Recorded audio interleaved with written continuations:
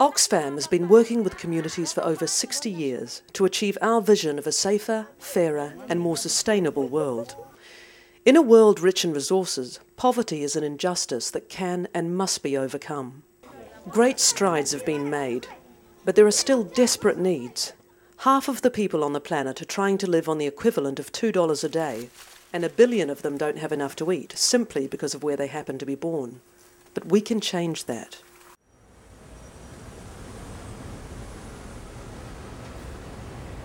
It's been said, in order to achieve the impossible, first do the necessary and then do the possible.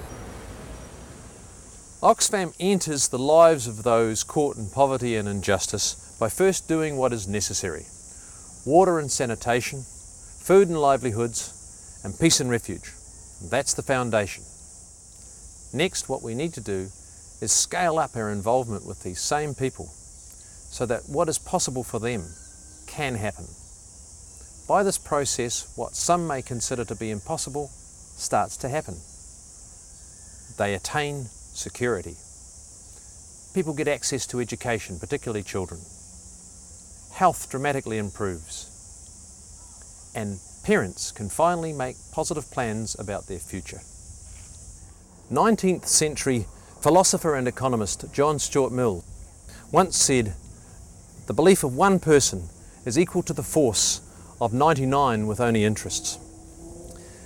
This inspired us to create the Oxfam 100, a collection of 100 Oxfam supporters throughout the country who share our belief that the world has more than adequate resources to eradicate poverty if those resources are applied efficiently and effectively. It's after this necessary foundational work has been done that the work of the Oxfam 100 starts to kick in, so that the projects and programs are able to be self-sustaining, that they can spread into neighbouring regions, and that the issues that first made these people vulnerable are resolved absolutely. What you're about to see is how Oxfam achieves the great results it does. I'll be back at the end to tell you how the Oxfam 100 completes the picture. Oxfam's a New Zealand-based organisation, part of Oxfam International. It's a global network of organisations that are dedicated to ending the injustice of poverty. We particularly work from a New Zealand base in the Pacific and East Asia. The way Oxfam approaches poverty reduction is to recognise that action has to start at the local level, has to happen from the grassroots through tangible and practical assistance. And what we do is to connect up from these practical projects of the grassroots into national and international policy change, so that it's not a temporary change, it's lasting change. So it means working, in communities beset by conflict, through to in the United Nations and up to the UN Security Council, where we're trying to get an international agreement to control the small arms trade that kills so many people every year. It means linking from livelihoods projects in a rural village through to the World Trade Organization, where we're pressing for fair trade rules to help the world's poorest people. Those are the kind of connections that are really going to create an end not only to the symptoms of poverty, but also to the causes of poverty. 4,000 children will die today as a result of drinking dirty water. 2 out of 5 people around the world don't have access to a toilet, which spreads disease on a massive scale. The Oxfam Water for Survival program changes lives by providing safe water and basic sanitation in places like Papua New Guinea, Tanzania, Vanuatu and East Timor. Women no longer walk for hours to fetch water, women and girls, and schools are able to open all year round due to the facilities that we've constructed in schools. So it has greatly impacted on women and children in most of these communities we've been working in the Highlands. It doesn't cost a lot to build these systems in developing countries. Even modest amounts of money and simple technology can completely transform the health of a community. Clean water and sanitation can really make or break human development.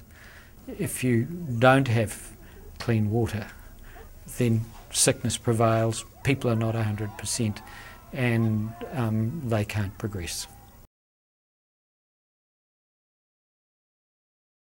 When necessary, Oxfam delivers emergency food aid, but it isn't a long-term solution to the global food crisis. Rather than just giving a man a fish, Oxfam focuses on teaching people how to grow more food and earn a decent living so they can feed themselves and their families. Oxfam's work with sustainable agriculture is assisting poor farmers throughout the region grow better quality food, then get a better price for what they do grow. A good example comes from East Timor and a farmer called Alvaro.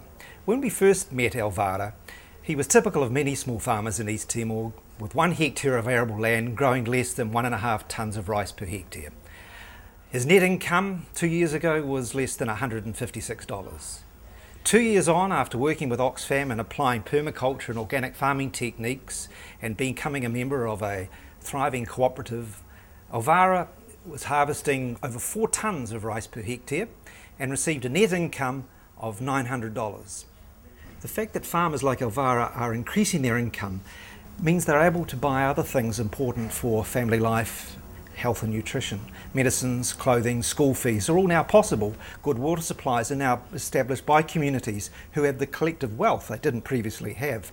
It can now benefit everyone in their community. Given the opportunities, people can improve their lives.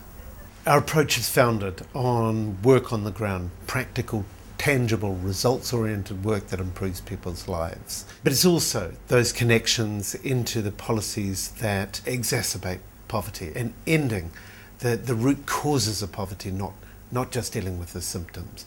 That's the foundation of our work, but none of it would be possible without the support from members of the public.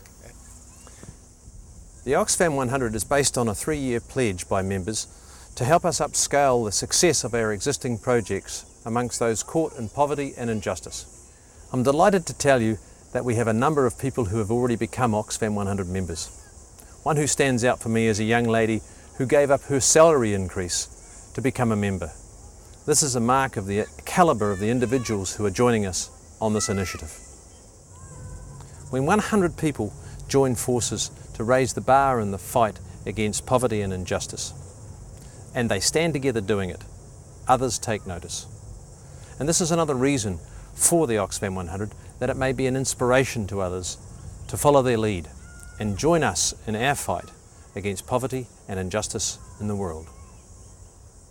Included with this DVD is the Oxfam 100 proposal, which has much more detail about the specifics of some of our projects and the relationship that Oxfam 100 members can have with Oxfam itself. They get a much deeper insight to the goings-on of Oxfam, and also there's a dedicated representative at our Oxfam office whose purpose is to keep track of the investments and to be available to answer any questions that any of the Oxfam 100 members may ever have. Can I ask you to consider the Oxfam 100 with 2 thoughts in mind: whether or not you might yourself be able to become a member, or whether you know of others in your network who might be able or interested to become members. Please feel free at any time to contact us at the office and ask for our Oxfam 100 representative. Remember, in order to achieve the impossible, first do the necessary and then do the possible. By becoming an Oxfam 100 member, you will be part of achieving the impossible.